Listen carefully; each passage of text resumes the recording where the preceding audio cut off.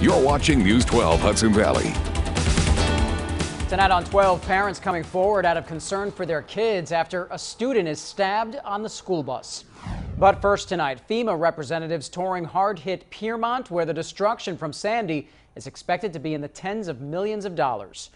Hello everyone, I'm Tim Cassidy. When Sandy hit, she hit the village of Piermont hard. Now home and business owners are hoping FEMA can help them put their lives back together.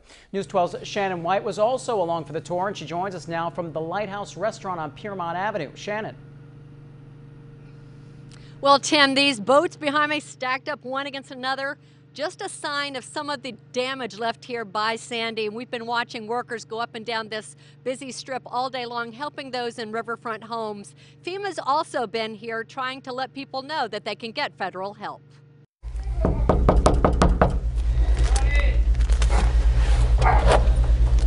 Hello. Hi, we're with FEMA. Oh, okay. We're at your 11 o'clock appointment. Vicki Hansen was one of several FEMA specialists out checking on people like Phil Gossett in Piermont on Wednesday, making sure they're registered for help. 2 weeks after Hurricane Sandy hit this town especially hard, Gossett, who's a quadriplegic, recalls the horror. When the storm hit, the lights went out, and then all of a sudden the river started coming up. Because the power was out, he was unable to go down the elevator and move his specialized van. I asked people rushing out, can you move my van? Yeah, you're next. And nobody ever came back. That van is my lifeline. Without that van, then I am stuck in this house. I cannot go anywhere. His van costs $55,000. Insurance will only cover $20,000. He's hoping FEMA money can help with the rest. Well, our first step then would be to get registered. And just a few short minutes later, registration complete. Now he waits for an inspector to come. Meanwhile, while they were here, FEMA officials checked in at a local business to see how things were going after last week's visit. Hi, I'm Vicki Hansen. Remember we spoke last week? Joan Chadwick is the manager of Flywheel Creamery. The business is fine, but her home is another matter. They fixed my heater for the time being, my heat, and I still have no hot water. No hot water. So I'm begging showers off the friends. Do you feel better now? I do feel better. Okay, that good. was my worst day. Thank you for being there. You're welcome. It was our pleasure to be there to help you. I know it's cold out there.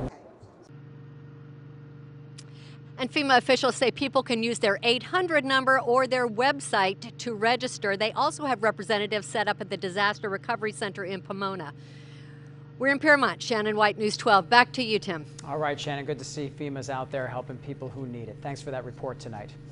Well, the Rockland County Executive has lifted gasoline restrictions on all cars and trucks. You remember this scene last week when people were lined up for gas. It's all in the aftermath of Hurricane Sandy. Drivers were only allowed about 10 gallons per day, but tonight that ban has been lifted so drivers can purchase as much gas or diesel fuel as needed. Well, in the wake of Hurricane Sandy, Governor Cuomo appointed a new commission that will now investigate the response of New York's power companies. Under scrutiny will be the utility companies' actions both before and after the hurricane hit. Recommendations are expected on ways to modernize oversight, regulation, and management of each utility. In Piermont, where they are still struggling, as you just saw, residents say it's time for accountability. O&R, I feel, is monopolizing.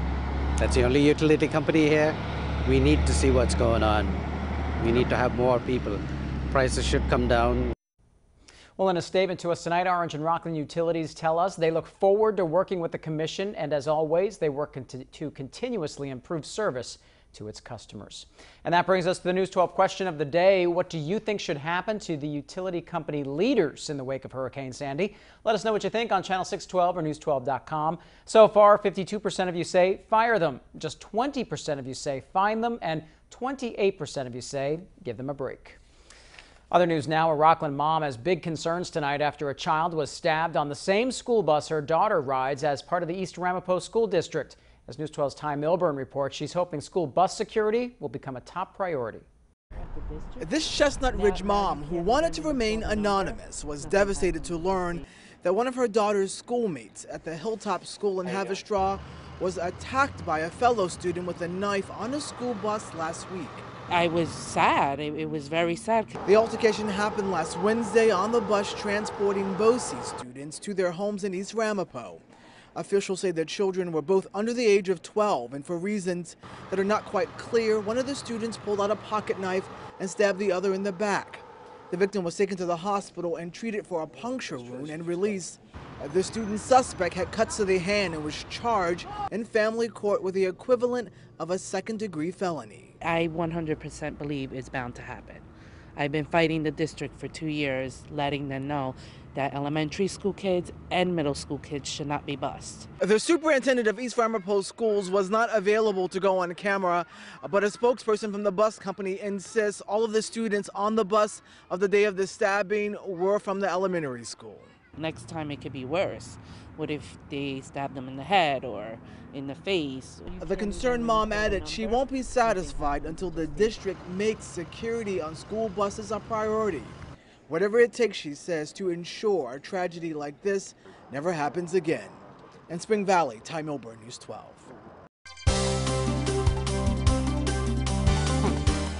Go ahead and check in with meteorologist Joe Rayo. He joins us now from the Weather Center with a look at the forecast. Hey, Joe. And we've got some good news, I think, Tim, as we move along through the coming days ahead. Let's talk about today, though.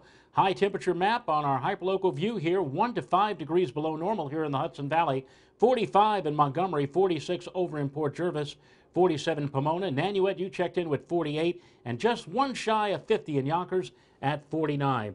Beautiful day out there today. Nothing but lots of blue sky and bright sun. But notice, if you will, in the middle part of your screen, clouds advancing in our direction. They're mostly mid and high level clouds. They'll only serve to veil the sunlight. So not a bad day coming up on Thursday, just not as pristine as what we had today. Suffern, 44 degrees. Again, sun veiled by those thin high clouds.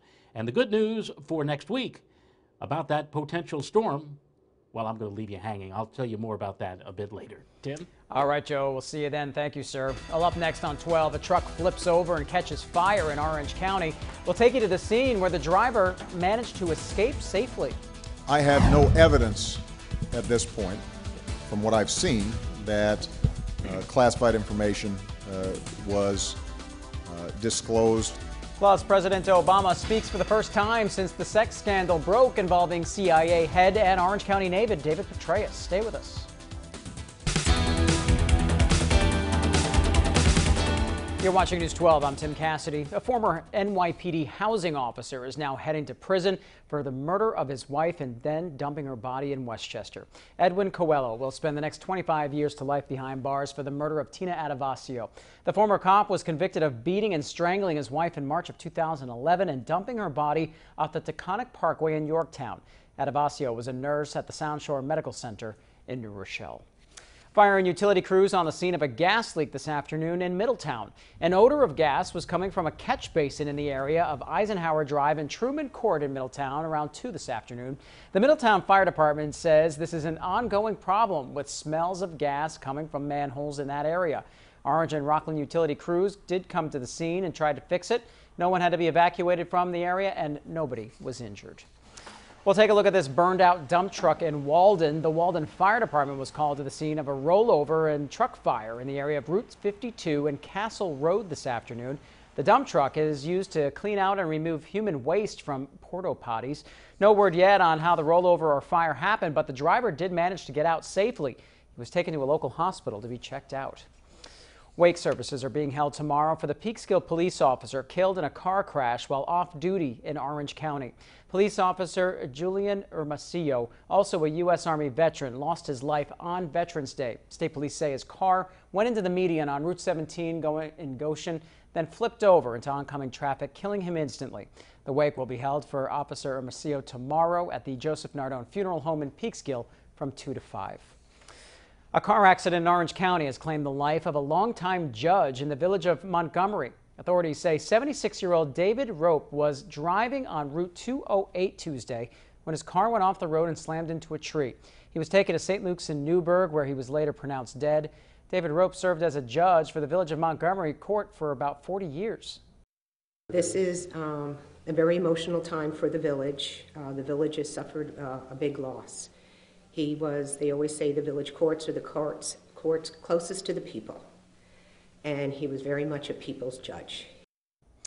The flag at the courthouse and town hall is at half-staff. A wake is set for this Friday in Montgomery. A funeral is planned for Saturday in Newburgh. President Obama made his first public comments today about the scandal that led to the resignation of CIA Director David Petraeus. I have no evidence at this point, from what I've seen, that classified information was disclosed that in any way would have had a negative impact on our national security. The president responding to the question that's been asked repeatedly since the Cornwall native resigned as head of the CIA after admitting he had had an affair with his biographer. There are reports that Paula Broadwell had classified information on her laptop. The FBI says there was no security breach. Here's what the president had to say when asked about that specifically. I am withholding judgment with respect to how the entire process surrounding General Petraeus came up. And, we don't have all the information yet, but I want to say that I have a lot of confidence generally in the FBI. Well, lawmakers have been meeting today behind closed doors with top FBI and CIA officials in Washington to try to learn more about the Petraeus investigation and scandal, which has widened to include the top U.S. general in Afghanistan. The Orange County Courthouse in Goshen will reopen tomorrow. It's been shut down for the past 2 days because of power problems not related to Hurricane Sandy. An animal made contact with the main switch to the building on Main Street that blew out 2 high-voltage fuses. Once again, Orange County Courthouse in Goshen will reopen tomorrow. Still ahead here on 12, the latest on the new Tappan Zee Bridge project. Will the state secure the money needed to fund the massive project? Stay with us. More news coming your way in 2 minutes.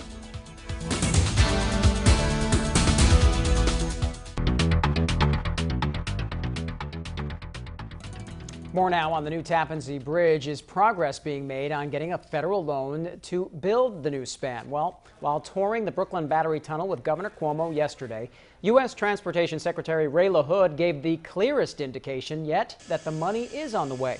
Cuomo is looking for a $2.9 billion federal transportation loan to help pay for almost half of the more than $5 billion project. When asked if a decision would be made soon, LaHood said they're working on the paperwork.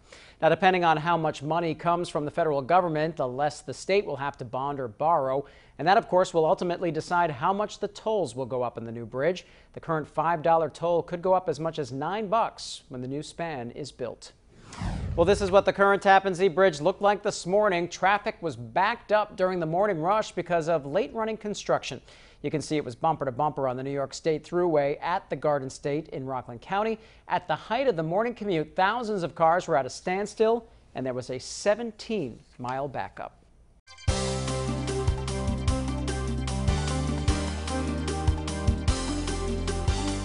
Meteorologist Joe Rail back now with a look at that forecast. You just promised some good news about next week, Joe. I'm going to hold you to it. Yeah, well, it seems to be that a lot of the computer models, which were kind of like scattering, going every which way, tonight, most of them are on the same page and are saying some good things if you don't particularly care for a storm. First of all, for tonight, clear, cold conditions. Temperatures up in Orange County likely in the 20s, and in Rockland County probably in the low 30s.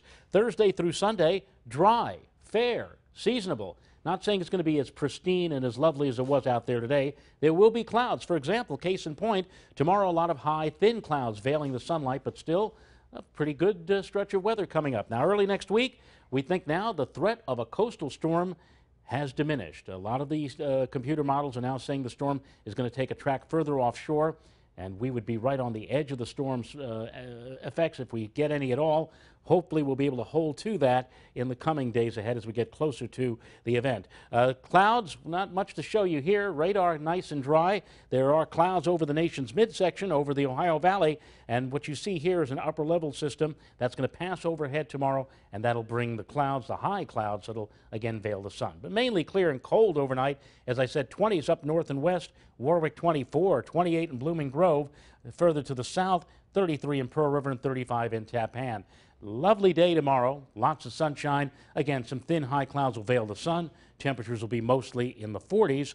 Take a look at the extended forecast now. And if all holds true, and if this system stays out of the picture for us, we could have dry weather all the way to Thanksgiving. Right now, temperatures will be near or around 50. Nighttime lows in the low to mid 30s. And again, just some patchy clouds. And again, hopefully, this will stay out of the picture for us this storm. Monday and Tuesday, again, looks like a close shave, but maybe no cigar this time. We'll take it. Thank you, Joe. On your News 12 Hudson Valley Biz Report tonight, stocks took a nosedive today, finishing down as investors worry about that fiscal cliff. The Dow dropped more than 185 points. The Nasdaq fell by 37. A vote was held during a special meeting of the Orange County Legislature today on the future of the Valley View Nursing Home. Two proposals were presented to help keep the county-run nursing home open for a full year. In County Executive Ed Diana's current budget proposal, the nursing home would only stay open for 2 months. The union representing workers at Valley View has given concessions to help save the county money and keep the workers employed. We're responding to the need to save Valley View as a county-owned and county-operated function. We are willing to do as a union. We're willing to put them into place. We did not cause the problems out there, but anything that we do, we'll do, especially the big item numbers, overlapping shifts, and consider separating out the bargaining unit. Well, in the end, the legislature did decide to fund the nursing home for a full year. However, County Executive Ed Diana can still veto that decision. Still to come here on 12, helping the youngest victims of Hurricane Sandy. We'll show you where volunteers stuffed a bus for children in need today. And first, it was the critics. Now teammates are turning on Tim Tebow. We'll tell you what they had to say about their backup quarterback next, right here on Sports.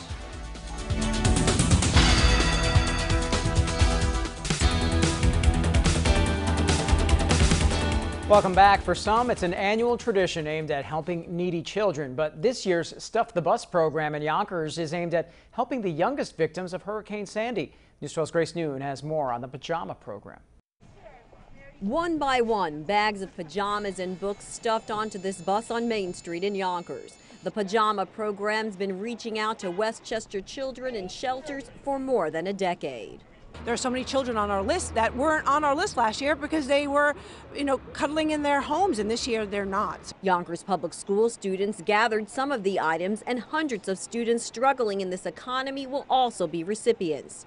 The Women in Business Committee of the Yonkers Chamber of Commerce rallied people together. I think that's one of the loveliest things about our city, that people come together when a time of need, and it's just grown and grown. The word has spread. We had donation boxes set up throughout the libraries. We coordinated with the city to get them set up in the police departments and the firehouses and various other places throughout the city to make sure people could drop them off. By the end of the journey, there will be 3,000 pairs of new pajamas for needy children. And this year, victims of Hurricane Sandy will also benefit. This year, this bus making an extra special delivery so bedtime can be special for every child. In Yonkers, Grace Noon, News 12. Nice story there. Pete Ruff joins us now with a look at what's going on in sports. I wish I could say this is a nice story, Tim, but I can't. No, it's not. A new day, a new controversy in Jets land. The Daily News is reporting more than a dozen players and members of the Jets organization believe there's no chance Tim Tebow could overtake a struggling Mark Sanchez for the starting quarterback job, with one player going as far to say the backup QB is terrible. The report triggered an angry Rex Ryan to address his players, calling the comments a cowardly thing. Ryan said today in a press conference that he has no respect for any player who says things to the media without putting their names to their comments. Ryan went on to say the Jets never brought Tebow in to be the starter and added that he absolutely wanted Tebow here. Well, how about this, folks? A surprise 94th birthday party for North Rockland legend Ralph Cordisco. Family and friends came out to honor the former Red Raiders athletic director, teacher, and coach. Throughout his 29 years in the district, he was committed to helping kids through athletics. He won or shared 7 football championships in 24 years as a head coach. At one point in the late 60s and early 70s, Cordisco's team won 27 straight games. Former players and coaches in attendance said he was a big influence to many. He was my mentor, and without him, a lot of things in Rockland County would have never have been. He helped us go to Section 1. He was tremendous with girls' sports. Quite frankly, I was so surprised. I had no idea that this was going to happen, and I thank good God for keeping me alive to witness this.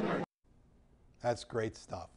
Well, the Tuckahoe Tigers football team will head back upstate Friday to play in the Class D state football semifinals. Tuckahoe, representing Section 1, beat Section 9 champ Chester 34-18 in the state quarters this past weekend. The Tigers, back at practice this week on their home turf, now have their sights set on Rensselaer of the Albany region. Rensselaer will present a very tough challenge. The Rams are coming off a 50-0 blowout over Moriah in their state quarterfinal game.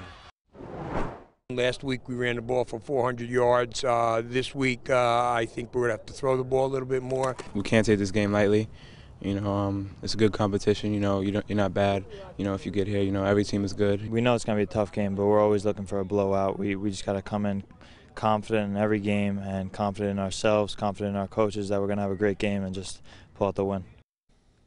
Well, good luck to the Tigers. Following the Tuckahoe game Friday, Cornwall will play Burnt Hills in the Class A state semifinals. Saturday at Deach Stadium in Kingston, O'Neill of Highland Falls will play Hoosick Falls in the Class C semifinal. And following that game, the Class AA semifinal will be held. New Rochelle will take on the top-ranked team in Class AA in the state, Shaker High School. We will have all the highlights right here on News 12 Hudson Valley this weekend. And hopefully the weather's not bad up in Kingston this weekend so I don't freeze. Yeah, you got a lot of games to check out there, Pete. Thank you, sir. Joe's back with one last look at that forecast for us. Well, we don't have any snow in the forecast for this weekend, and we don't have any rain. It looks like it'll be fair and dry, and temperatures will be what you would expect in the middle part of November. Tomorrow, just veiled sunshine, a high temperature of 46.